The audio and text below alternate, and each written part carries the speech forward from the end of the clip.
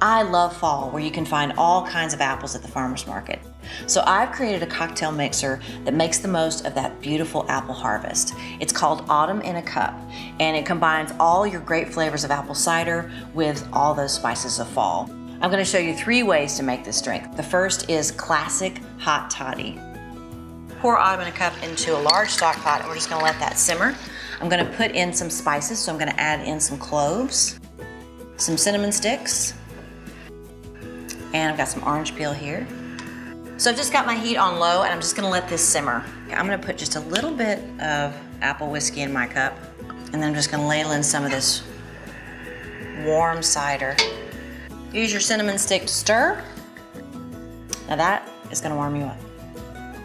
Now we're gonna make a cold drink. We're gonna do a twist on the classic sidecar cocktail. And since we're gonna use Autumn in a Cup, I'm just gonna call it a cider car. So I'm gonna start with some ice. I'm gonna add in some lemon juice. It's 1 part lemon juice. It's 1 part triple sec. 3 parts brandy. Don't you love that sound? And then we just top it out with Autumn in a Cup.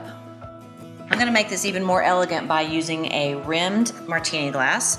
So I'm using an orange peel for my garnish today, so I'm just gonna use a little bit of orange juice around the edge to get it so that the sugar will stick to the edge. Cheers.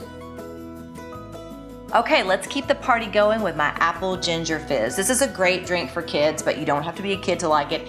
And all you do is put a little bit of ice in your glass and equal parts Autumn in a Cup and then half ginger ale, and you give it a stir, and it's that simple. So now you know some of my favorite ways to celebrate fall. For these recipes and other ways to use Autumn in a Cup, just go to williamsonoma.com. Cheers.